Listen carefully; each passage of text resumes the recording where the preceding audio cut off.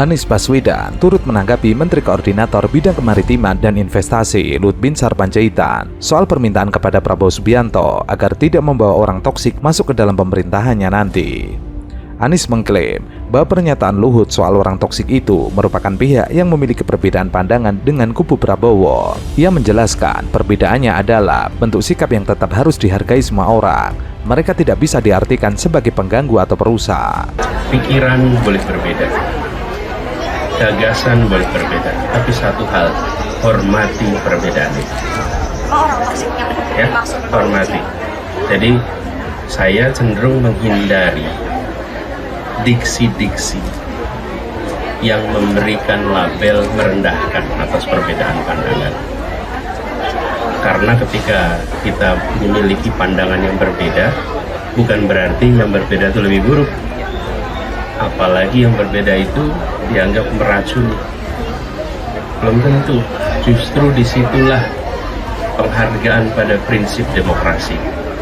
Dan itu yang kami khawatirkan. Makin hari, pelan-pelan, makin luntur. Bila Anda sepaham dengan saya, maka Anda benar. Dan Anda sehat. Tapi bila Anda tidak sepaham dengan saya, maka Anda adalah tidak benar, Anda tidak sehat. Ini cara pandang yang bisa mengganggu demokrasi. Jadi saya cenderung untuk jangan menggunakan istilah-istilah yang bisa merusak perbedaan. Ini sehat loh. Apa sih sehat itu? Ketika ada sebuah rencana dapat kritik. Itu sehat sekali. Sehingga apa? Sehingga yang punya rencana itu harus memberikan penjelasan lebih dalam, argumen lebih luas. Itu baik untuk seluruh masyarakat, termasuk bagi yang merencanakan kebijakan. Anies mengatakan karena ketika memiliki pandangan yang berbeda, bukan berarti yang berbeda itu lebih buruk. Apalagi yang berbeda itu dianggap meracuni, belum tentu. Anies mengaku sangat menghindari penggunaan diksi yang memberikan label merendahkan pihak lain karena memiliki perbedaan pandangan. Selain itu, bentuk penghargaan dalam prinsip demokrasi. Anies selalu mengatakan, ketika ada sebuah rencana dapat kritik, itu sehat sekali. Sehingga yang punya rencana itu harus memberikan penjelasan lebih mendalam. Argumen itu lebih luas. Itu baik untuk seluruh masyarakat, termasuk bagi yang merencanakan kebijakan. Luhut Binsar Panjaitan sebelumnya mengingatkan Prabowo untuk tidak membawa orang toksik atau bermasalah ke dalam kabinet, karena akan membawa kerugian tersendiri bagi pemerintahan. Spesifiknya siapa? Ya, nanti tanyakan Pak Luhut aja, ya. Secara umum gitu mas. Jadi pasti begitu. Ya siapa? Enggak. Saya kira semua ya. Sekali lagi yang ada di dalam pemerintahan, yang ada di luar koalisi, ataupun mungkin mantan-mantan kontestan, siapapun berhak kok memberikan masukan-masukan. Dan dari awal kan sudah kami paparkan ya, kami siap untuk merangkul semua, kami siap untuk menerima masukan dari semua, kami siap untuk menerima evaluasi dari semua. Jadi ya saya kira tidak masalah ya. Luhut mengatakan untuk presiden yang terpilih, ia berpesan jangan bawa orang toksik ke pemerintahanmu, itu sangat merugikan. Luhut mengatakan pesan tersebut menyambung pelajaran yang ia peroleh setelah bekerja dalam kabinet Presiden Jokowi selama 10 tahun terakhir. Permasalahan dalam pemerintahan Indonesia adalah regulasi oleh pemerintah yang bertentangan dengan kepentingan nasional. Sementara itu, mantan Menteri Koordinator Politik Hukum dan Keamanan Mahfud MD mengungkapkan kecurangan pemilu yang melibatkan pemerintah tidak hanya pada pemilu 2024, tetapi sudah terjadi sejak 2019. Pernyataan itu Mahfud sampaikan dalam seminar pelaksanaan pemilu 2024. Belakangan ini ada tengarai, pola kecurangan pemilu bergeser. Pemilu itu selalu curang, tapi sampai dengan tahun 2014 kecurangan itu sifatnya horizontal.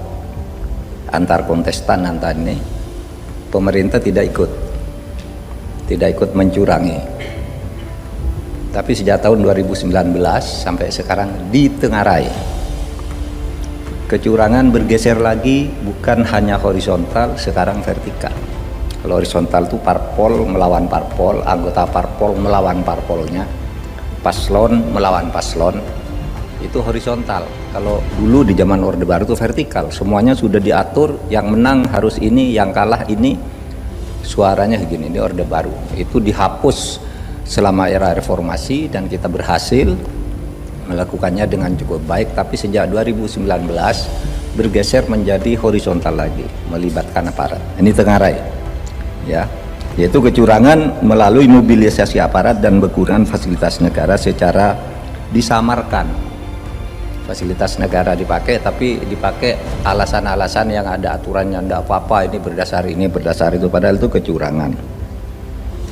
Sehingga kecurangannya menjadi terstruktur, sistematis dan masif. Mahfud mengatakan pemilu itu selalu curang, tapi sampai dengan tahun 2014, kecurangan itu sifatnya horizontal antar kontestan, pemerintah tidak ikut curang. Tapi sejak tahun 2019 sampai sekarang, di Tengarai kecurangan bergeser lagi, bukan hanya horizontal, sekarang vertikal. Ia menjelaskan, kecurangan pemilu secara vertikal merupakan gaya pemerintah Orde Baru. Pada masa itu, siapa yang kalah dan menang sudah ditentukan sebelum pemungutan suara. Notabene-nya, praktek tersebut sudah bisa dihilangkan sejak era reformasi. Kecurangan bergeser sebatas hanya antar kontestan pemilu. Tetapi sejak 2019 bergeser menjadi horizontal lagi. Di Tengarai, yaitu kecurangan melalui mobilisasi aparat dan menggunakan fasilitas negara secara samar. Fasilitas negara dipakai, tapi dipakai alasan-alasan aturan yang ada. Mahfud meyakini kini kecurangan pemilu menjadi terstruktur, sistematis dan masif. Oleh sebab itu, ia meminta kepada kelompok masyarakat sipil dan akademisi tidak tinggal diam. Mahfud meminta setiap pihak terima putusan MK yang menolak seluruh permohonan perkara hasil Pilpres 2024. Meski demikian, putusan MK itu harus tetap dikaji agar ada perbaikan untuk pemilu ke depan. Namun hasilnya menurut MK, dugaan-dugaan kecurangan terstruktur, sistematis dan masif itu tidak terbukti secara hukum. Nanti Mbak Bibif ini bisa menjelaskan, tidak terbukti secara hukum. Nah, sekarang disclaimer saya begini. Saya sendiri sebagai mantan paslon Pilpres 2024 tidak bisa lagi mempersoalkan vonis MK atas hasil Pilpres 2024 itu, 2024 itu. Demi keadaban dalam berhukum, meskipun misalnya merasa tidak puas atau kecewa atas putusan MK, saya harus menerima vonis MK itu sebagai produk pengadilan yang final dan mengikat. Saya ikut kaidah fikih yang berbunyi hukmul hakim yarfaul khilaf. Putusan hakim itu harus mengakhiri perselisihan. Kalau sudah inkrah ya inkrah. Karena saya membayangkan gini, kalau saya tidak puas, menggugat lagi, berubah, yang sana tidak puas lagi, berubah lagi, itu tidak selesai-selesai. Oleh sebab itu prinsip di dalam hukum itu hukmul hakim yarfaul khilaf. Putusan hakim meskipun salah, kalau sudah inkrah ikuti, agar negara tidak kacau, rakyat tidak menjadi korban. Nah, saudara, bagi saya, bagi kita, yang penting negara ini harus terus berjalan. Tidak boleh mandek, apalagi menjadi kacau hanya karena pertengkaran yang tak kunjung usai. Sudah menggugat lagi, kapan selesainya? Ya. Perjalanan menjaga negara dan keharusan munculnya pemerintahan sesuai dengan konstitusi harus dinomorsatukan. Mahfud juga memberikan catatan, sebagai mantan cawapres peserta Pilpres 2024, ia sudah tidak lagi mempersoalkan keputusan MK soal hasil Pilpres 2024 yang sudah diputuskan. MK telah menyatakan tidak ada bukti kecurangan pemilu 2024. Sebagai warga negara, Mahfud menyatakan dirinya mengikuti kaidah fikih hukmul hakim yarfaul khilaf, yang artinya keputusan hakim mengakhiri perselisihan.